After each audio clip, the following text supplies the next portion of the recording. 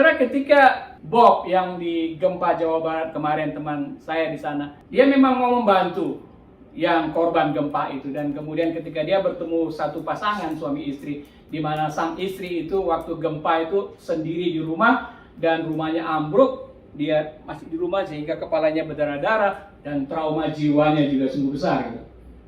Dan satu pasangan ini, suaminya di luar pada waktu. Nah, satu pasangan ini setelah gempa itu mereka bertemu dengan Bob. Dan Bob melihat, saudara, bahwa memang ada raut muka trauma gitu. Ya, dia sebagai orang yang murid Kristus gitu ingin menolong. Jadi dia tawarkan, boleh saya berdoa? Ya, mereka juga terima. Akhirnya didoakan di dalam nama Isa Al-Masih, Tuhan Yesus. Nah, setelah doa itu, saudara, mukanya agak sedikit berubah gitu. Ada perubahan yang terjadi, saudara. Jadi terang manusia itu terjadi gitu, nyata gitu. Ketika didoakan, mereka merasakan ada perubahan. Nah, inilah sesuatu yang sederhana sekali, tetapi impaknya luar biasa. Nah, teman-teman kita, saudara, yang di lapangan, yang bertanya kepada orang-orang dari latar belakang Muslim gitu, yang mereka sudah percaya gitu ya. Ketika pertama sekali mereka belum percaya dan mereka didoakan, bagaimana pengalaman mereka? Umumnya mereka mengatakan apa? Ada sesuatu damai sejahtera yang nggak pernah saya rasakan. Waktu kalian berdoa itu ada enak ya. Kadang mereka menitikkan air mata, terharu gitu. Ada sentuhan kasih. Dan saya percaya itu adalah hidup dan terang manusia, saudara. Jadi ketika kita ada relasi dengan orang lain yang sedang susah, orang yang tidak percaya Yesus, kita tawarkan doa saya, saudara. Kuasa doa itu merasuk kepada mereka. Yesus katakan, atau firman Tuhan katakan bahwa dia adalah Raja Damai, saudara. Ketika dia hidup di dalam diri kita, kita menyalurkan seperti itu, saudara. Kita akan menyalurkan hidup dan menyalurkan terang manusia yang sangat dibutuhkan di dalam kegelapan. Amin, saudara? Amin. Jadi terang manusia ini terbuka luas sekali bagi kita. Makanya teman-teman kita di lapangan itu orang-orang awam, tidak ada sekolah teologi. Tetapi ketika mereka menemukan orang-orang yang sedang sakit, menemukan yang kena istilahnya dirasuk setan gitu, berdoa sembuh. Berdoa sembuh.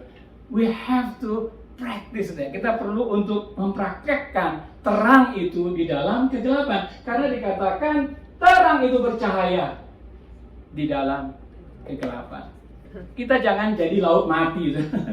Kalau kita tidak menyalurkan potensi kita dalam Tuhan Yesus.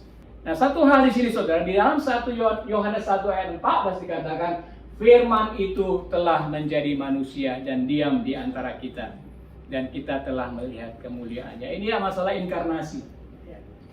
Jadi Tuhan Allah sendiri, saudara, tidak mau sendirian di surga sana untuk rangka penyelamatan. Mungkin ya, kalau kita bicara tentang keselamatan gitu ya, Tuhan Yesus bisa datang, dilahirkan besar, dan kemudian dia mati di kayu salib tanpa ada relasi dengan manusia. Bisa kan? Salib yang menyelamatkan kok. Ya tinggal nanti ditulis aja ceritanya, dia lahir besar dan kemudian dia mati di kayu salib. Habis cerita. Tetapi dalam konteks ini kita bisa melihat bahwa Yesus itu telah menjadi manusia dan diam di antara kita. Jadi ada kehendak Allah untuk dia berrelasi dengan kita sekalian. Inkarnasinya gitu. Kalau kita mau berbicara kepada semut, nggak bisa. Kita harus menjadi semut untuk bisa bicara dengan semut. Sama seperti Tuhan sendiri. Ketika manusia di dalam dosa yang akan membawa mereka kepada kematian, dia datang. Dia datang menjadi sama seperti Ibu Dewi. Ya, Bu. Dan diam di antara kita. Satu karakter yang kita lihat luar biasa. Dia datang menjangkau manusia. Semua potensi firman itu manusia bisa alami. The mind of God, the revelation of God, pewahyuan Tuhan itu semuanya akhirnya bisa kita alami. Karena apa? Karena dia diam, dia mau diam di antara kita. Barang siapa yang menerimanya akan menjadi anak-anak Allah. Soalnya dia mengundang kita. Sekali lagi saya kata seperti pesan minggu lalu, bahwa dia mengundang untuk kita bisa membangun keintiman bersama dengan Yesus. Dan impaknya kemuliaan surgawi dilihat manusia. Seperti saya katakan, kemuliaan yang diberikan kepadanya sebagai anak tunggal Bapa penuh kasih karunia dapat dilihat oleh manusia. Ketika diam di antara kita, saudara, kita akan melihat kemuliaan itu. Di tengah-tengah situasi dunia yang seperti ini, saudara, kita melihat di dunia yang dimana mereka saling menyalahkan, mereka saling mau membunuh, saling mau menyakiti, menghakimi dan sebagainya, saudara. Tapi Yesus katakan dia penuh dengan kasih karunia. Salah satu bentuk penuh kasih karunia itu apa? Mengampuni. Nah, ketika kita menunjukkan orang bicara saling menyalahkan, orang bicara Sambo lagi ya, menyalahkan Sambo dan sebagainya, tapi kita netral. Kita tidak mau menghakimi. Karena kita bukan Tuhan bagi mereka. Orang lain akan melihat kita, something wrong with kamu.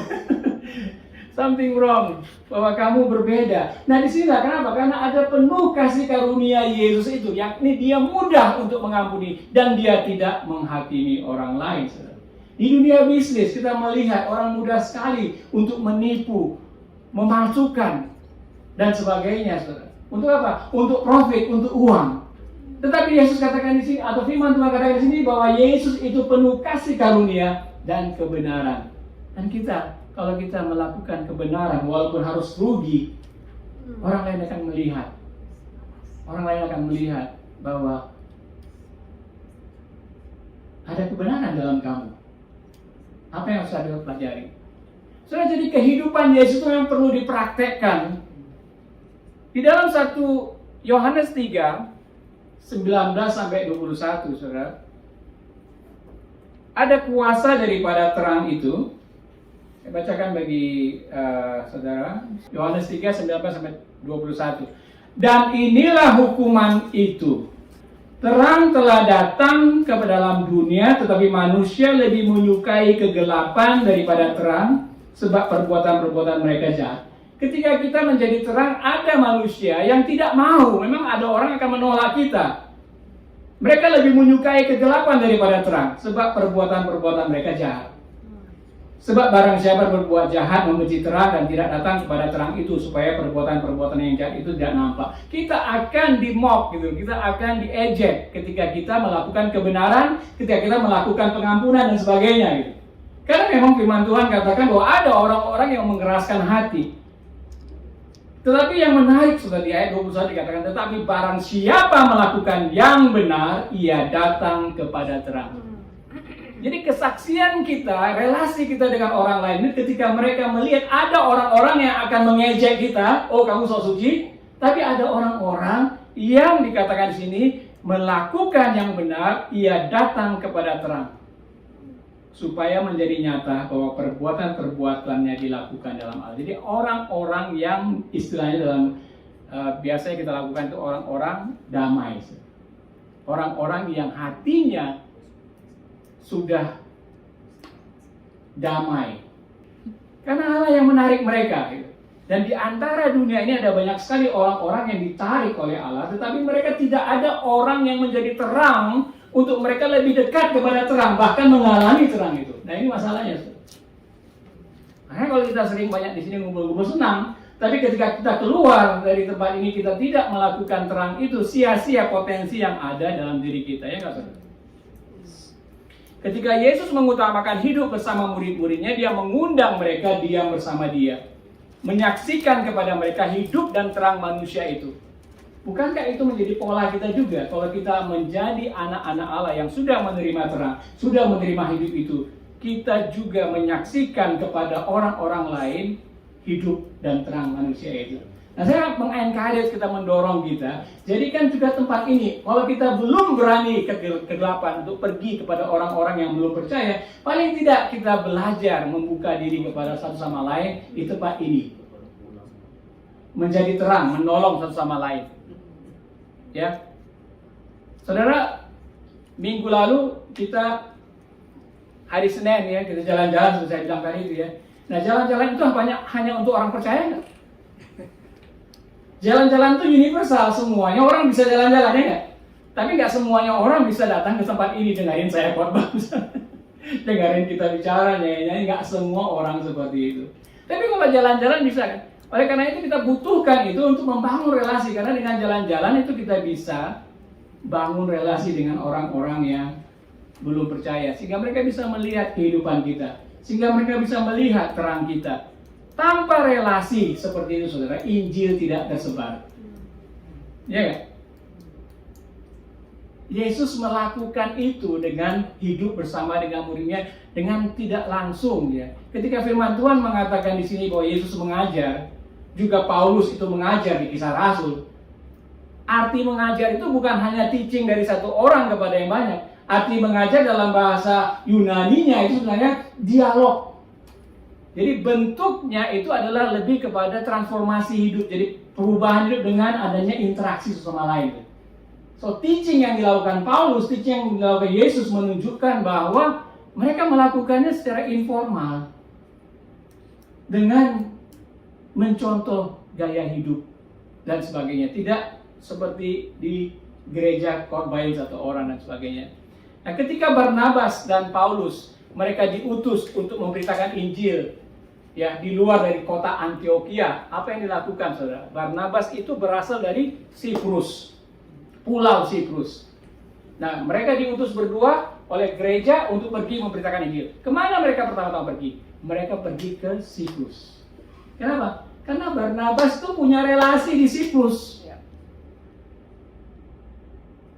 Jadi Injil itu di dalam firman Tuhan dikatakan tersebar lewat relasi. So important relasi yang kita bangun dengan orang lain untuk menjadikan orang lain mengenal hidup dan terang manusia yang sudah kita alami. Demikian juga dengan Lydia. Lydia satu orang yang ketika dia bertemu di pinggir sungai dengan Paulus sendirian. Tetapi dia mendengarkan Paulus dan akhirnya mengajak Paulus ke rumahnya dan seisi rumahnya menjadi gereja. Demikian juga Cornelius mengundang oleh bertemu dengan malaikat, dan kemudian Petrus datang ke rumah Cornelius, dan ketika Petrus datang ke rumah Cornelius, Cornelius sudah penuh rumahnya karena mengundang relasinya, saudara. So jelas sekali di sini bahwa Injil itu tersebar lewat relasi. Sama seperti Tuhan yang menjangkau manusia dengan menjadi sama seperti manusia. Kita perlu juga, saudara, menyiapkan diri kita untuk kita bisa membangun relasi kepada orang-orang yang belum percaya. Belum percaya dengan kita. Nah, salah satu saran saya, saudara, yang bisa kita lakukan adalah relationship map. Peta relasi. Salah satu yang praktikal yang bisa kita lakukan, saudara. Di dalam peta relasi ini, tuliskan orang yang Anda kenal tapi belum percaya, belum menerima Yesus, dan hidup tanpa relasi dengan Yesus. Latar belakangnya agama apa saja, ada orang Kristen lah agamanya, tapi kita tahu kalau orang Kristen tanpa relasi dengan Tuhan, kita tahu juga. Apapun pekerjaan mereka, tetangga, kenalan lain dan sebagainya, kita bisa mapping. Dan kemudian kita renungkan dan doakan orang-orang itu, adakah di antara mereka ini yang sebenarnya sedang terbuka untuk hal-hal rohani. Kalau mereka terbuka, mereka disebut sebagai orang damai. Saudara, seperti ini, saudara. Di dalam Fred namanya, dunia Fred, gitu ya. Di dunianya Fred itu ada lokal shop, ada pekerjaan, ada keluarga, ada gereja, gitu. Ada foodie team kalau di sini, ya.